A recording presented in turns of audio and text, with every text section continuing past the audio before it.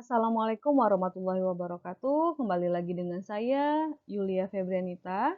Kali ini saya akan membahas tentang pengarahan dalam manajemen keperawatan. Nah, sumber daya manusia itu akan menjadi modal utama dalam terselenggaranya roda organisasi pelayanan kesehatan. Jadi, seorang manajer keperawatan itu haruslah dapat mengelola SDM agar dapat bekerja efektif dan efisien dalam mencapai tujuan yang ditetapkan melalui fungsi penggerakan. Nah, yuk kita simak video berikut ini tentang pengarahan yang sebelumnya kita juga udah bahas tentang perencanaan dan pengendalian. Jadi sebuah organisasi atau dalam kehidupan pun itu dipenting yang namanya ada perencanaan, diorganisasikan. Nah, setelah adanya dibentuk struktur organisasi, lalu kita laksanakan yang namanya pengarahan atau penggerakan juga seperti itu.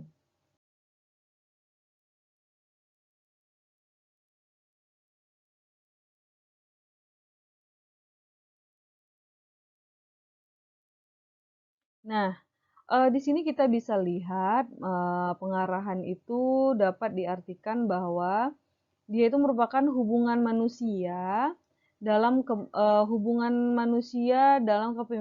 kepemimpinan yang mengikat. Nah, para bawahan itu digerakkan supaya mereka itu bersedia menyumbangkan tenaganya untuk secara bersama-sama mencapai tujuan suatu organisasi. Nah, pengarahan dalam organisasi bersifat sangat kompleks karena menyangkut manusia dengan berbagai tujuan tingkah lakunya yang berbeda-beda. Nah, makna pengarahan di sini bisa kita lihat dengan what, who, when, how, why, where. Nah, what di sini apa yang harus dilakukan oleh staf perawat atau perawat pelaksana tersebut. Who-nya siapa yang melaksanakan suatu pekerjaan tersebut. Nah, when-nya jam berapa seharusnya dilakukan atau mulai masuk sampai jam pulang. Nah, how bagaimana cara mengerjakannya dan berapa frekuensi seharusnya dikerjakan. Why kenapa pekerjaan itu harus dilakukan.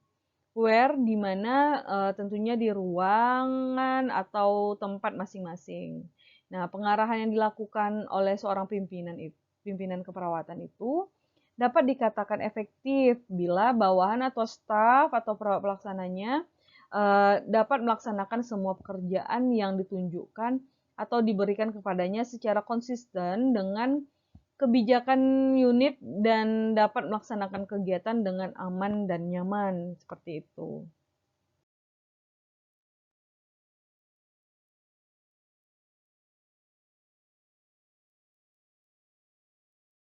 Nah, di sini kita lihat ada tujuan pengarahan dalam manajemen keperawatan. Yang pertama itu tujuannya adalah menciptakan kerjasama yang lebih efisien. Komunikasi antara atasan dan bawahan itu berpotensi menjadi lebih baik. Efisiensi kerja itu dapat tercapai dengan kontribusi kepala ruangan dalam menggerakkan bawahannya. Misalnya, melalui supervisi tindakan keperawatan yang dilakukan kepala ruangan itu akan berdampak pada minimalnya kesalahan tindakan yang pada akhirnya dapat menghemat bahan, alat, dan waktu yang dibandingkan jika terjadi kesalahan akibat dari tidak dilakukannya supervisi tindakan keperawatan oleh kepala ruangan. Nah, yang kedua, eh, ini adalah mengembangkan kemampuan dan keterampilan staf. Nah, seperti supervisi, itu pendelegasian merupakan sebagian kegiatan terkait dengan fungsi pengarahan.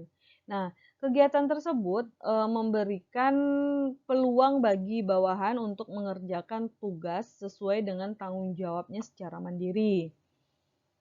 Yang berikutnya itu menumbuhkan rasa memiliki dan menyukai pekerjaan. Nah, pengarahan yang dilakukan kepala ruangan ketika perawat itu melakukan kesalahan, dia itu memberi motivasi. Saat motivasinya menurun, dan memberikan apresiasi saat kinerja baik akan dapat meningkatkan rasa memiliki dan menyukai pekerjaannya. Nah, selanjutnya mengusahakan suasana lingkungan kerja yang dapat meningkatkan motivasi dan prestasi kerja stafnya. Nah, di sini maksudnya pemimpin yang baik itu adalah yang mampu menciptakan suasana lingkungan yang kondusif dan menciptakan hubungan interpersonal yang harmonis. Nah, kepemimpinan yang adil merupakan kunci sukses dalam memberikan motivasi kerja dan meningkatkan prestasi kerja perawat pelaksana. Yang terakhir, pengarahan itu bertujuan membuat organisasi itu berkembang lebih dinamis. Pengarahan yang dilakukan oleh kepala ruangan itu akan menjadikan hal yang bermanfaat bagi semua perawat, sehingga akan mempermudahkan semua perawat untuk mengembangkan dirinya yang pada gilirannya akan membuat organisasi itu berkembang lebih dinamis, seperti itu. Ya, mudah-mudahan bisa dipahami tujuan dari pengarahannya. Oke, selanjutnya kita akan lihat unsur-unsur dari pengarahan. Nah, teman-teman bisa lihat di sini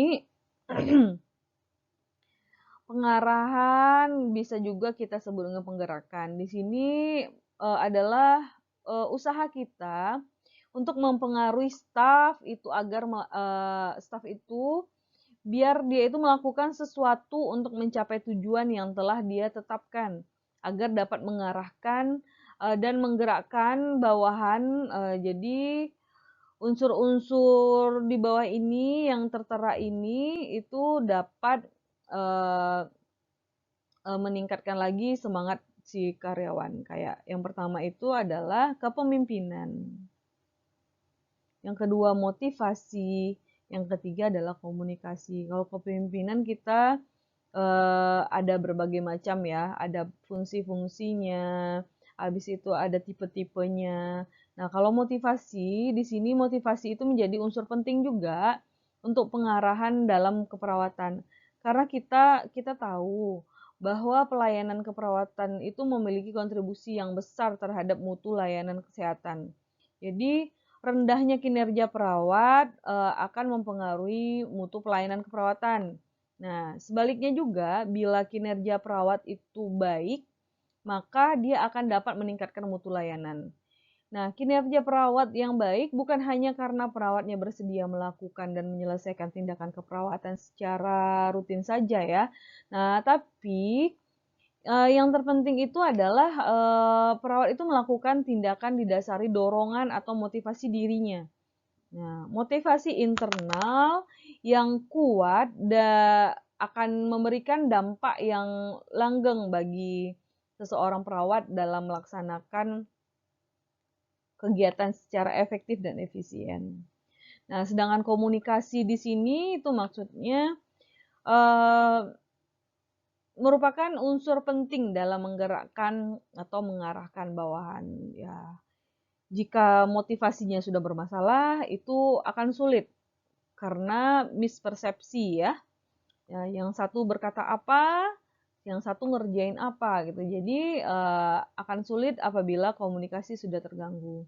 Nah, penerapan komunikasi yang baik antara manajer dan perawat dan pelaksana keperawatan ini dapat menghindari persepsi yang salah, misperception tadi.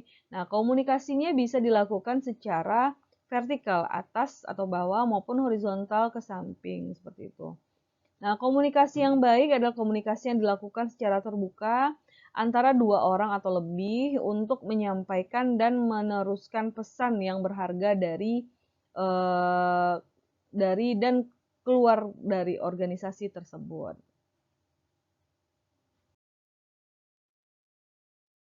Nah, ini ada kegiatan pengarahan. Dilihat di sini beberapa kegiatan pengarahan itu yang pertama, tentukan tujuan pengarahan yang realistis. Nah, kita tentukan. Lalu berikan prioritas pertama kepada yang paling penting dan urgent. Lalu lakukan koordinasi dan efisiensi dengan unit kerja lain. Tuh ya. Nah, berikutnya, identifikasi tanggung jawab semua pekerjaan agar semua staf itu bekerja dengan benar dan adil. Nah, ciptakan budaya kerja yang aman dan suasana pendidikan berkelanjutan itu agar selalu bekerja dengan keilmuan yang kokoh dan mutakhir. Nah, selanjutnya timbulkan rasa percaya diri anggota yang tinggi dengan memberikan reward and punishment yang jelas dan tegas. Nah, terjemahkan standar operasional prosedur yang mudah dibaca dan dimengerti agar memudahkan pekerjaan yang akan dilakukan staf. Serta jelaskan prosedur keadaan gawat atau force majeure baik terhadap pasien maupun situasi gawat lainnya. Nah, berikan pengarahan yang sifatnya jelas, singkat, dan tepat. Yang terakhir, gunakan manajemen kontrol yang baik untuk mengkaji kualitas layanan secara teratur dan rutin. Oke, itu yang dapat saya sampaikan terkait pengarahan. Jika ada yang ingin ditanyakan, dapat ditulis di kolom komentar. Sekian dari saya, wabillahi taufiq walhidayah. Wassalamualaikum warahmatullahi wabarakatuh.